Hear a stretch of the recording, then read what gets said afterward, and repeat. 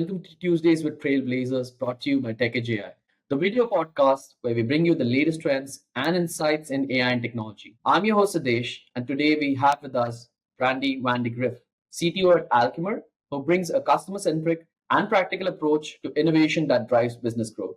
So, without further ado, let's welcome Brandi. Hey, Brandi, how are you doing today? Hi, I'm doing well. How are you? I'm doing great. Thank you so much.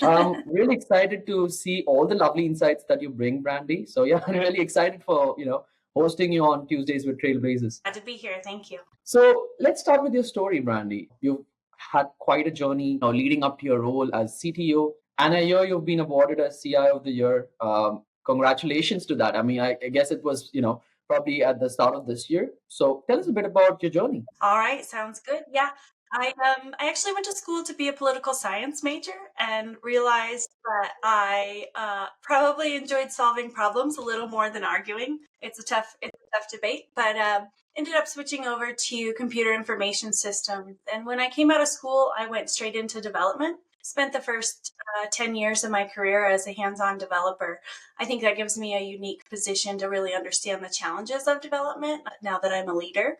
And then from there, I went on to project management and team leadership, and then ultimately landed as CTO of a SaaS company. And there I learned a lot about mergers and acquisitions, as well as how to take legacy technology into the future. So now I find myself at Alchemer, and here at Alchemer, we're having some of those same challenges. So mergers and acquisitions, as well as innovating old technology stacks and bringing customer value all at the same time. This year it was in March when I was awarded the CTO of the Year award, and it was specifically for bringing new workflow technology for the CX landscape to market. And I'm very excited about that. It's one of the most unique journeys I've interviewed a couple of CEOs, CTOs, CIOs, and it's one of a hell of a unique journey that you've had there, I must say. Yeah. There's definitely some personal challenges that I left out of that part, but it's been a long journey for sure. That's always great to know. So now let's talk about AI's role in your platform. How does AI enhance your ability to collect, analyze, and maybe act on customer feedback compared to traditional methods? Yeah, so we have some things with AI in the works that aren't yet in production, specifically around building on a person's answers to, when a customer says, I really didn't like X, Y, and Z, then doing a follow-up question via AI. We also have some AI around detecting bots that are answering surveys. Like I said, most of those things are in beta testing right now, but what we do have in production, which I think is fantastic, is an AI technology that actually does sentiment analysis on our feedback. And so it can help the customer understand how to take action around the feedback they're being given, so that customers know that when they give feedback, there's something going to be done about it, as well as giving the company targeted things that they can go and do to improve their customer journey. Perfect. And speaking about AI's capabilities further, how is it used to predict customer behavior or anticipate needs? What are the key data points that help us with this? Yeah, so for example, in the technology we have where we use AI to tell us what the customer feedback is in themes, it allows us, for example, some clothes manufacturing customers, the AI says, your medium-sized jeans are continuously being labeled as undersized. I think that gives the manufacturing company an opportunity to go back and fix that for the customers so that feedback stops. I mean, it's just a very small example in all the different ways it can be used. But again, going back to some of the stuff we have in the works, I think being able to predict or help get a deeper insight on those questions through the follow-up questions using Gen AI will really help our customers get better insights about their customers over time. It makes perfect sense. So now with AI technologies evolving rapidly, do you think tools like GPT models or advanced natural language processing, NLPs, will help create more personalized and intuitive customer experiences?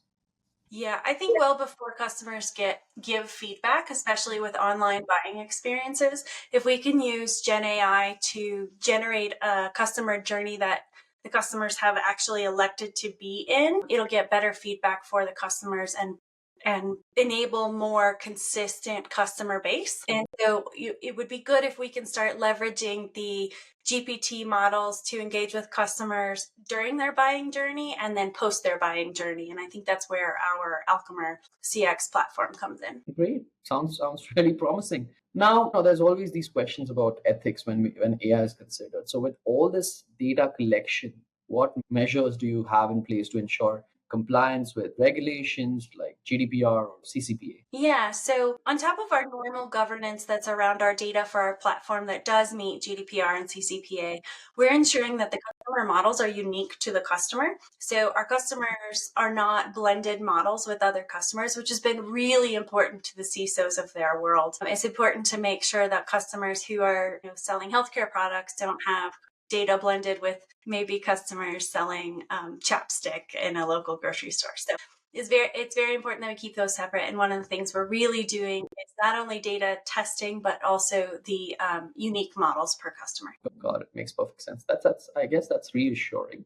Now, finally, looking ahead, what future AI developments do you see as critical for improving customer feedback? Well, one of the things that I didn't mention that we're looking at launching early next year is really on your analytics platforms related to your customer feedback is providing insights and actions that are from a conglomeration of data. So far I told you we have AI looking at the themes and sentiments of the feedback that we're getting.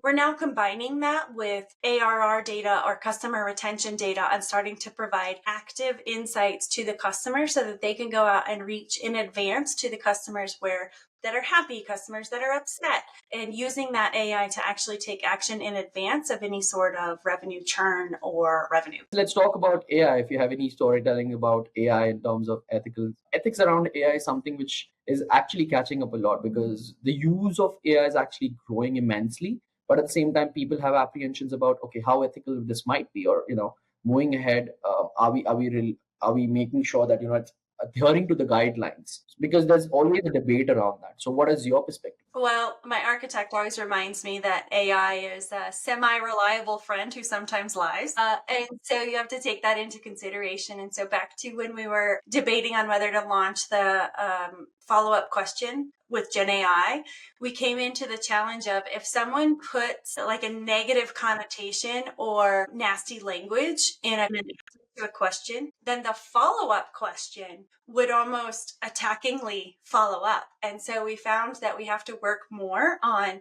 how we guard against that before we can launch that feature, because what I don't want is my product having AI yell at our customers, and that was happening. So between being semi-reliable, sometimes lying, and then also not knowing the difference between when to use the exact verbiage from an open text question back at the customer, we're not quite ready for live. Got it. So, would I inference from that you're pretty much sitting on the fence when we look talking about AI? There are people out there who are for the pros who are with AI. Then there are people who like, okay, AI is going to be helpful, but at the same time, it cannot take over. So they are on the receiving end of this debate, and there are some people who sit over the fence. So, do I inference from that you're on the fence on this one? Yeah, on the fence. I just think we have to be super careful about how we use it for our customers. And I also think when we're using it internally, you have to double click into the answers that you get. But fundamentally, AI is going to dramatically improve speed to response, our ability to make decisions quickly.